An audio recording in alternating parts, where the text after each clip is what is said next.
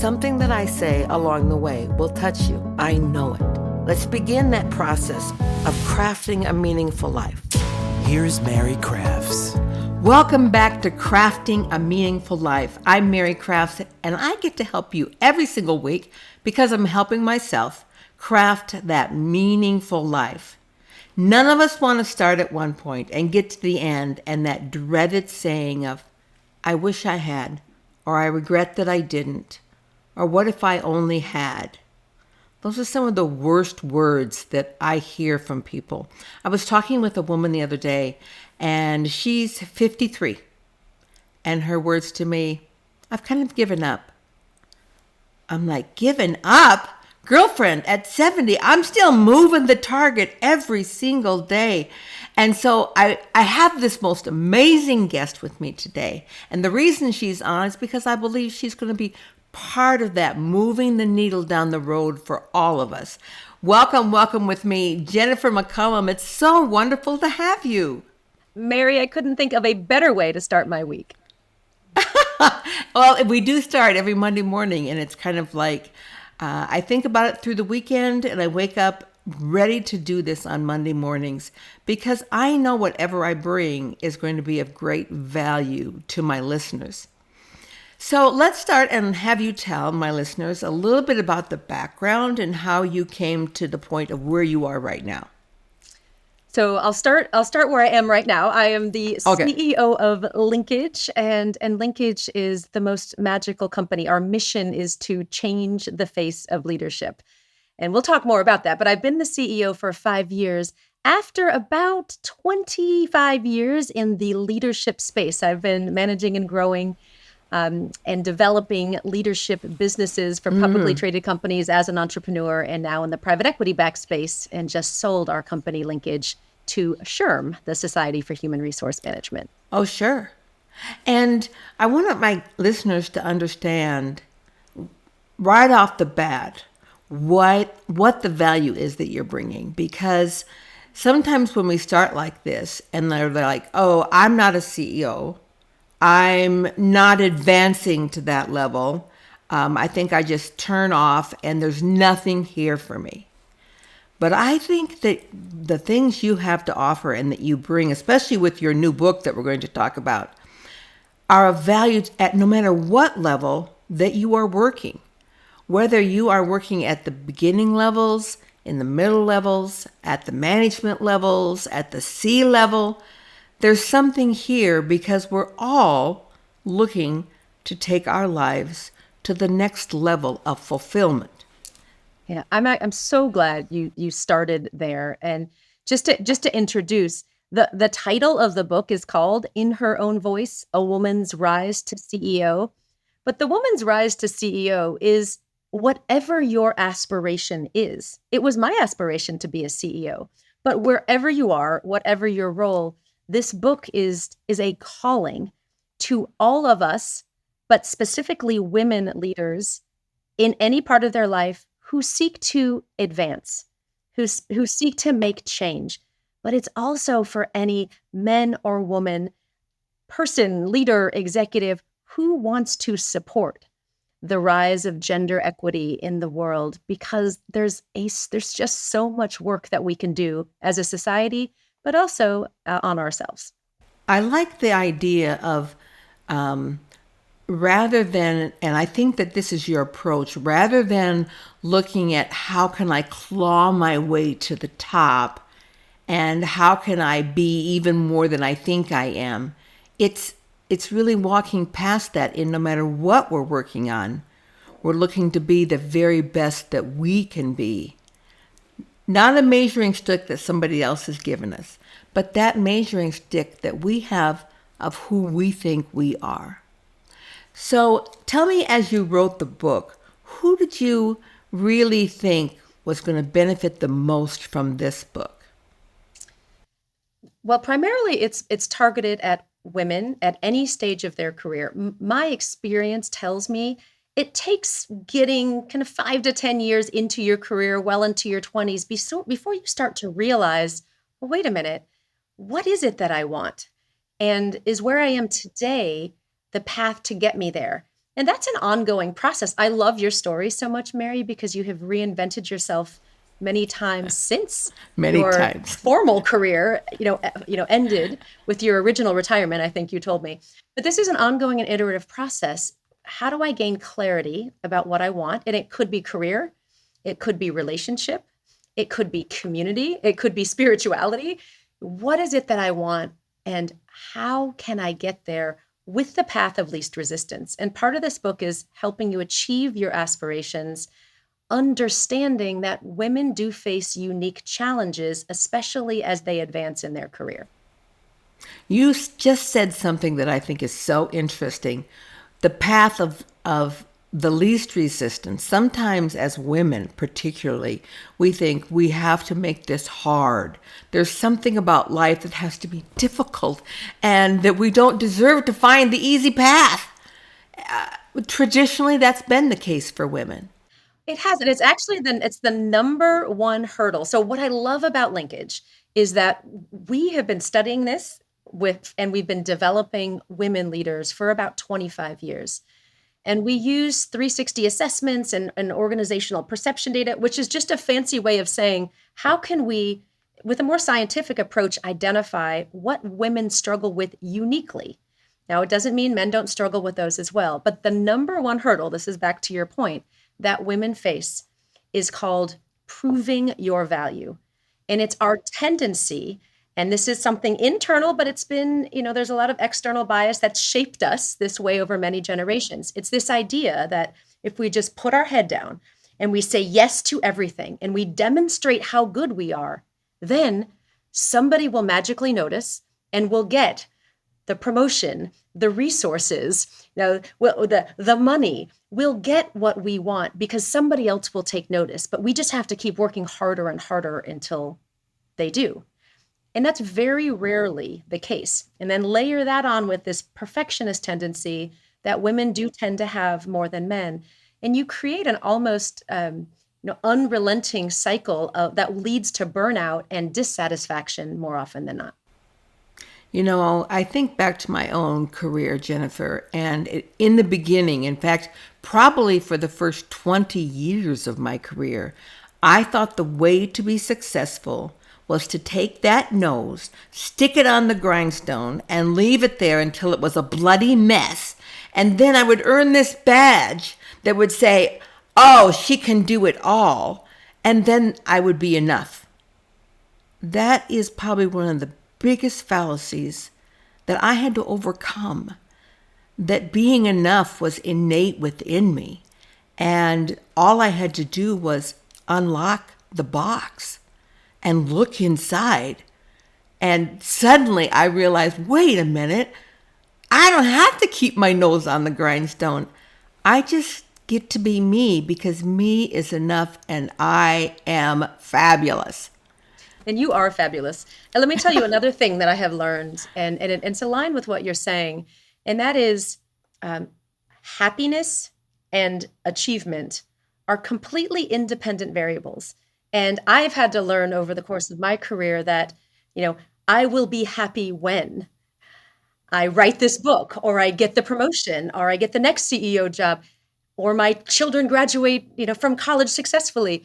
Happiness is so elusive if we believe that achievement is the way to happiness. And so I'm spending a lot more time now at this stage of my career stopping and pausing and enjoying and celebrating the moments of achievement, not checking the box and moving on. Let me just tell you a quick story. About 45 days ago, the first 75 books landed on my doorstep.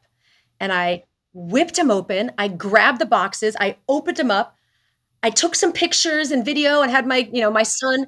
And then I went, okay, on to the next thing. I need to go start signing. And I didn't even pause to celebrate. And I caught myself. I mean, here was what's good about the awareness is I caught myself 24 hours later. It was the US Open Championships with Coco Gauff. I invited friends over. I made this incredible celebration, opened wine, and I said, we're going to celebrate Coco Gauff's victory and my book arriving on my doorstep. Yeah. And that was happiness, right? It's like celebrating that this is enough.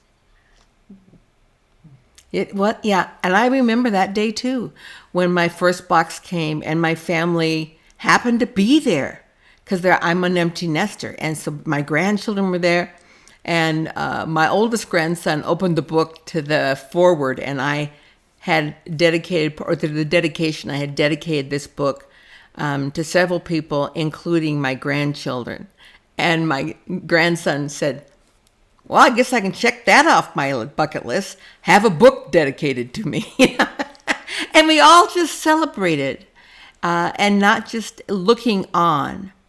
There is something, as I look through the chapters in your upcoming book, one chapter in particular just grabbed me. And I thought, I want to ask you about this chapter and I want to know more about it. And it's just what we've been talking about. Why do we always want to embrace that inner critic? Oh my gosh, we just love that guy. Whoever it is, we just want to hold on to him, hold him close, and never let him go. Why is that?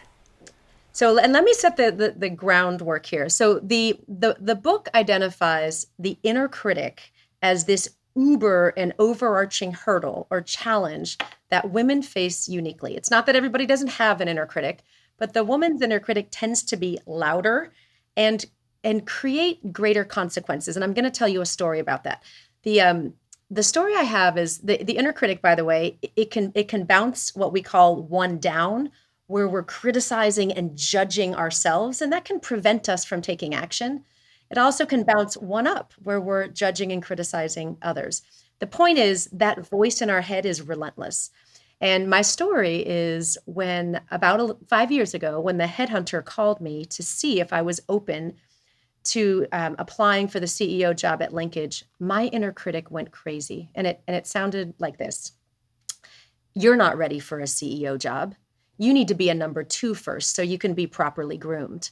Or, what do you know about the P&L from the top of the revenue down to the bottom line of net income? You've only managed it to the gross margin line item in publicly traded companies. You don't know how to do this.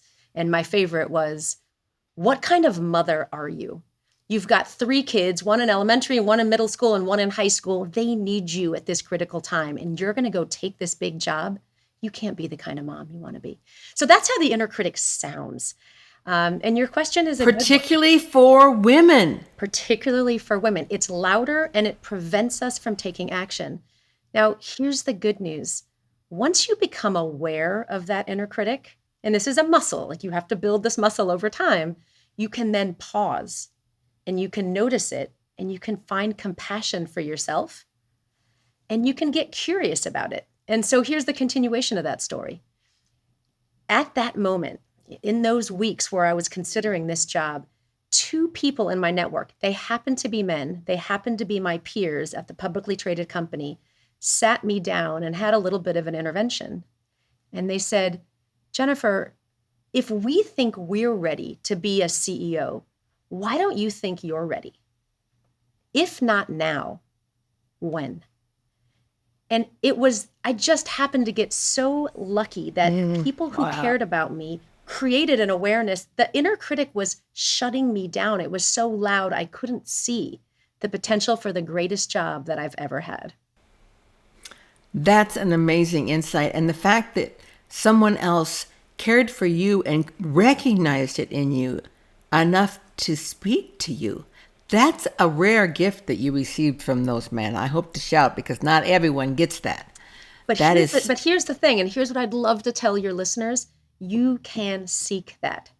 If you feel stuck, I have no doubt, Mary, if you and I had talked at that moment, you would have been that ally for me because you would have seen it in me. So you can get out of your own inner critic over time and with experience of recognizing it. I recognize it a lot faster now than I used to. I'll tell you another story, though. Last week, maybe 2 weeks ago, as this book launch started rolling out and I was promoting it on LinkedIn and on social media, my husband got a text from a family friend that said, your wife is out of control with her book promotion, imho, in my humble opinion. And it didn't matter that I had dozens of allies and friends saying, way to go, girl, congratulations, I'm buying too. It was the one comment that just spurred that inner critic. Who do you think you are to be an author? You're not a real author. Why are you pushing books on people? Like, what kind of a CEO are you? And it just stopped me in my tracks. But instead of days, it was hours. And then I could see it for what it was, my inner critic taking over again. I think that's the great thing about the path of learning is that we learn things, but not just once.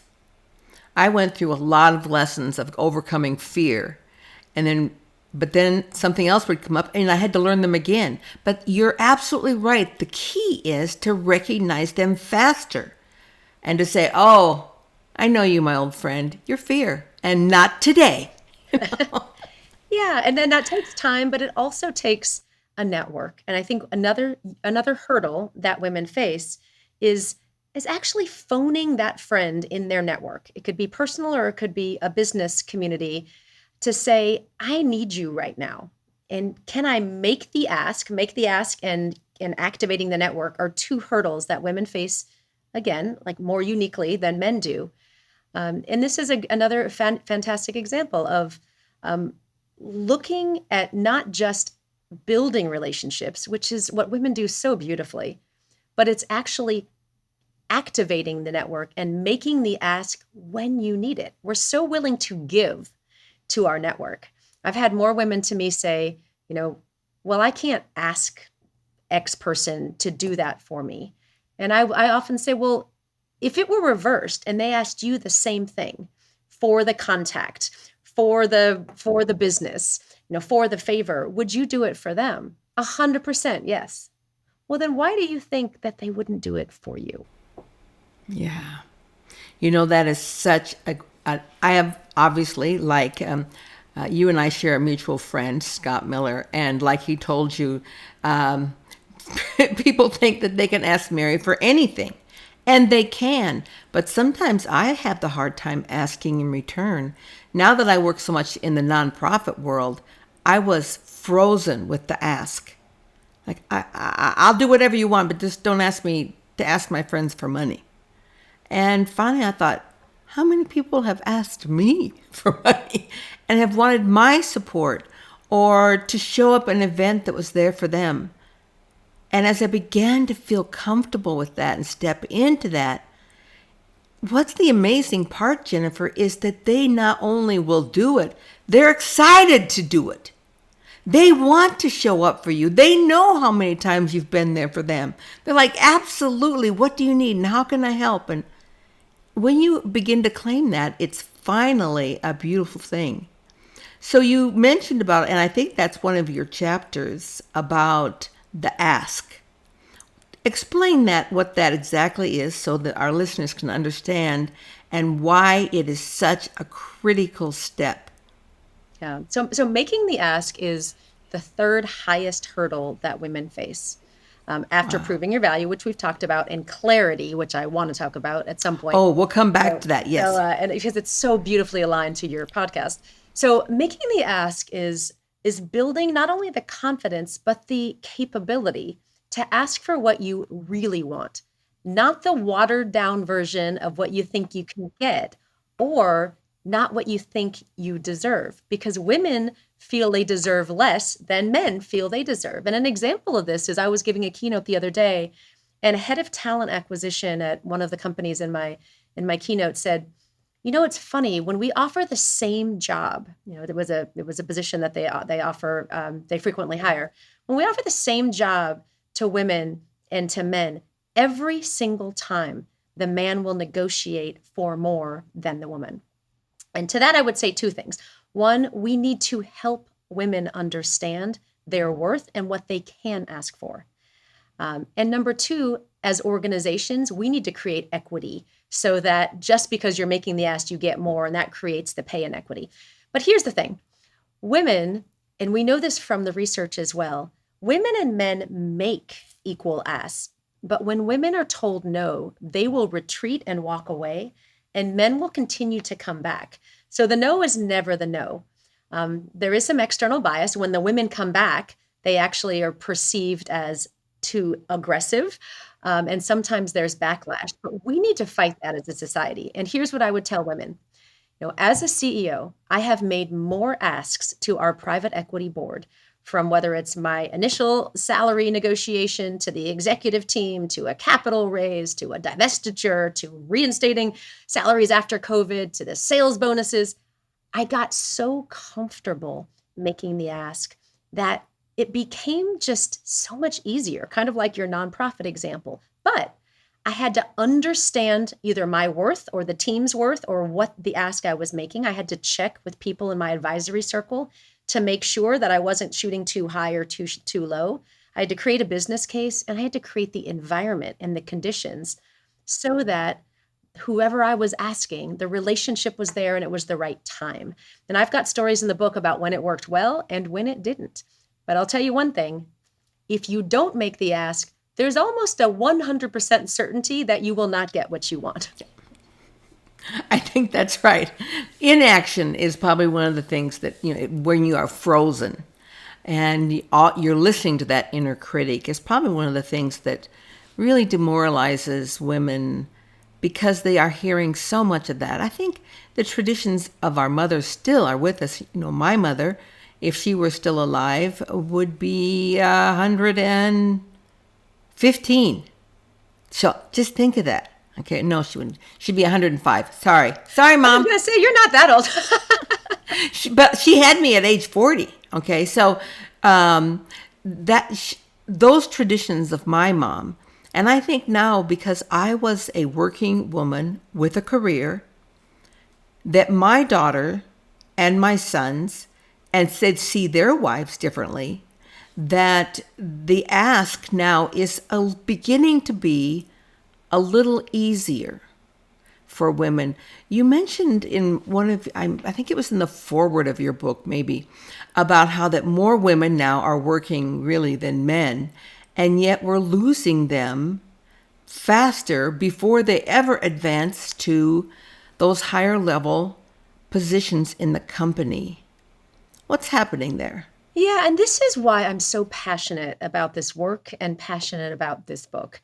And, every year we track this data. McKinsey and Lean In actually submit a report this time every year in the fall. And we just looked at it last week again for, I think they've been doing it for a decade now.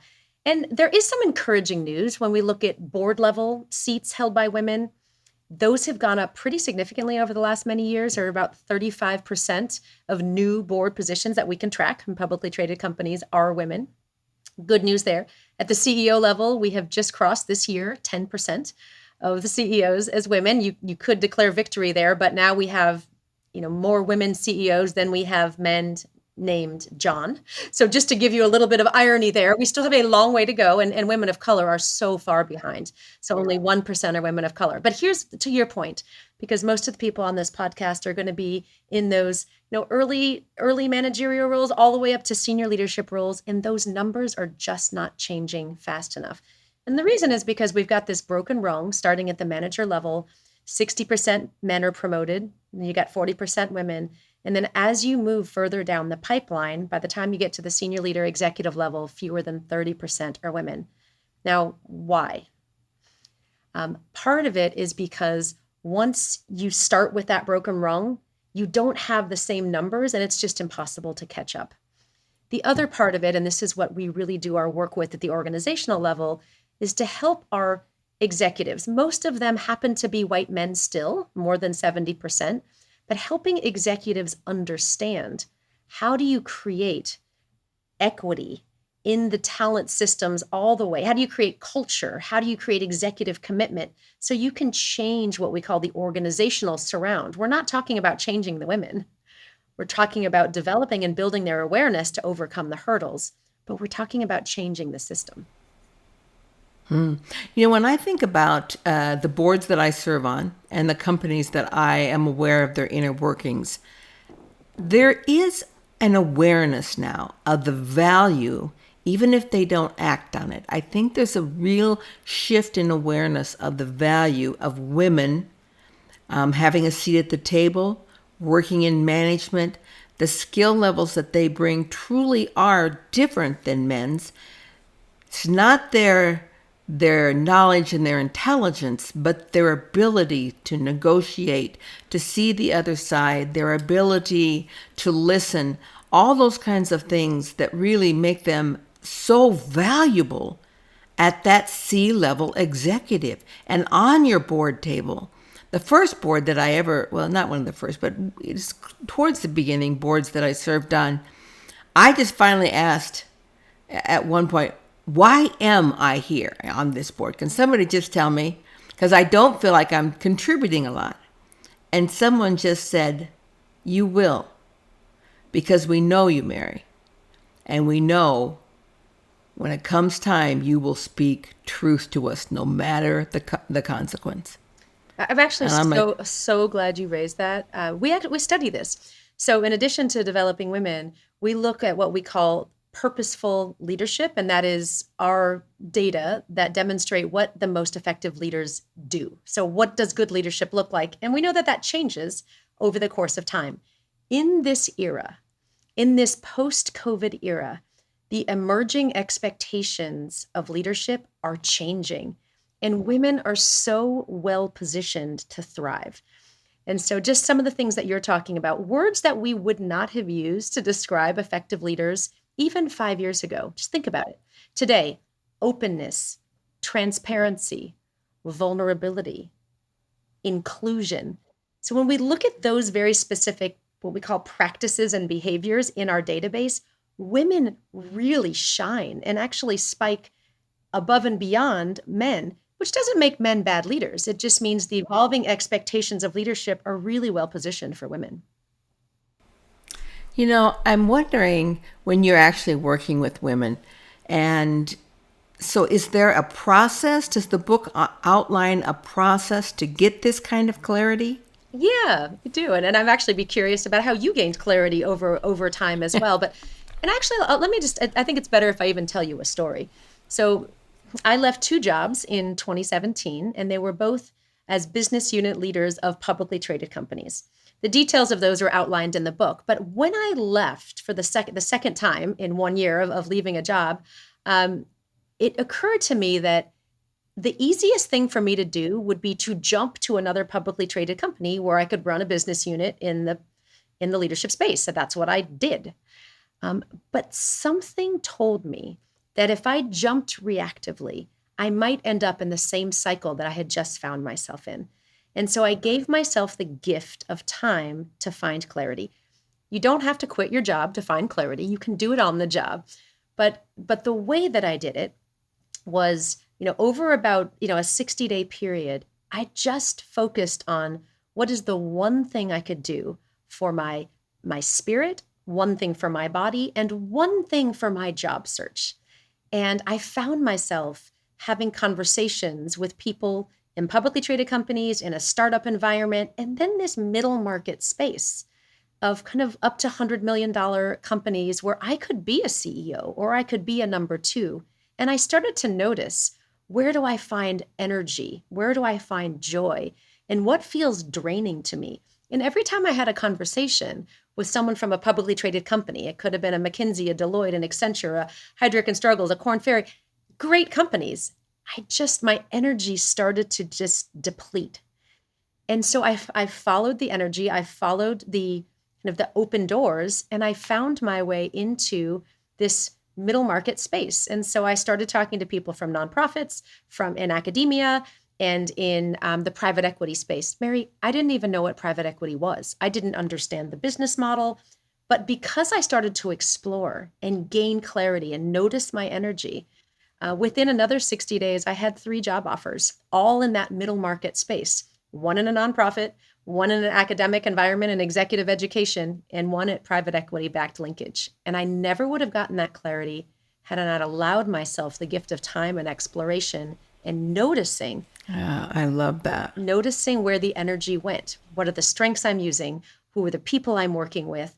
What are the types of challenges I'm working on? And that led me to an entirely new industry. Sometimes we spend a lifetime. I certainly spent a lot of years looking for the answers that are there in your book. And now we're seeing them because we've been in this space long enough to be able to put them together, to be able to write them to read them, and you can jump this space that we had to work at for decades to learn the lessons that are now here and available to you if you just take them. You know, you had said you wondered what kind of led me down my path and how I knew. And it was always, and I used a different word back then, I used the word of passion, what you felt a passion for. And as I began to clarify that, I realized I never worked a day in my life because I was so excited every day to show up at work, to lead my team, to inspire them, to do the R&D. And I looked for other people on my team who also had that same passion. Being very creative oriented as opposed to left brain. I was very right brained. And so I was not a numbers person. And I had someone come in and apply for the accounting job. And I'm like, okay, not expecting passion. I'm like, well, so tell me, why would you want this job? And his eyes lit up and he said, have you ever made a line of numbers balance and match up? And I'm like, because he had retired in South Africa. He was already 70, came here, and he started talking about the thrill that he received from balance sheets and all those kinds of things. I just sat back and said, you're hired. Because you've got passion for what you're doing and you love what you're doing and you're coming to work every day. He worked for us until he was well into his 80s. He was, I think, 86 when he retired. It gets to the heart of purpose, right? And when you have clarity about the direction you want to take your life, ideally it's grounded in purpose, which is why do I exist? And what is my unique contribution in the world? And for you, it has to surround creativity. And for him, it needed to surround something about data and analytics. And for me, my passion and purpose is to help every woman achieve her full potential. And that's why we wrote the book. That's what we mean at Linkage by changing the face of leadership. We want to solve this problem because we know it will make all of us better individually, as teams, organizations, and as the world. Jennifer, I didn't know it until right that moment that you and I are way more alike than we are different. Because that is my passion. When I retired, I knew I didn't want to retire from life. And I thought about starting a business coaching career. And I thought, now, wait a minute, that's the piece that you don't like, Mary. I mean, you learned how to do it, but that was the piece you didn't like about how to, manage the numbers and read all those spreadsheets and figure your EBITDA and blah, blah, blah. That's the part you didn't like. Now tell me, why would you want to start a business consulting business? And so I sat with that for a while and just kept asking myself, what excites me? What is it that I want to do? What brings me passion? And when I thought about sharing all the things that I had learned with other women to help them lift them and be all that they are, I knew that was my passion. I started the podcast. I wrote my book. I do speaking engagements now, all to lift those women. And I love to get up every day, just like I did for those first 65 years. And now it's happening all over again. It's that learning to find what drives you. And I know you have found that in your love and quest for helping women. Yeah. Thank you for saying that. You are a role model for all of us. And I think we need strong women leaders to demonstrate, it hasn't been easy. It took me well into my 50s, but now look at our daughters, that if they can help us, or if we can help them find that purpose and find that passion faster, if we can help them realize they don't have to be perfect, if we can help them lift their head up as opposed to working harder and harder and harder, if we can help them make the ask so they're striving for all that they want, not partially of what they think they can ask for. I mean, think about not only what is going to happen in their lives, but the impact that they're going to make on the world. And we have that opportunity. Even now at my age, I still have that opportunity. You definitely have that. My daughter does. Your daughter does. I just can't wait to see, like, when I'm 90, what's happening in the world. But if we don't grab a hold of it now, we do also have that opportunity that will be taken away and will slide back. I feel like there's something happening right now that we need to really make a move forward with these kinds of things. And that's why I'm so grateful for who you are and what you're doing and for this book you've written. So where do people purchase this book? And share with us again, the links, everything will be on the end of this podcast, but I'd love to give you just a minute to talk about the book and where to buy it. Thank you so much. I'm actually surrounded in a suite in Newport Beach signing the first 750 books. So they are here in my hand. They officially released November 14th, but you can buy them now on Amazon, Barnes and Noble, your local bookstore. And, our goal is to get this book in the hands of any woman who aspires to advance in her career or her life, and any man or leader who aspires to help them. Thank you, Jennifer, for being my guest today and inspiring me and my listeners. Namaste. Crafting a Meaningful Life.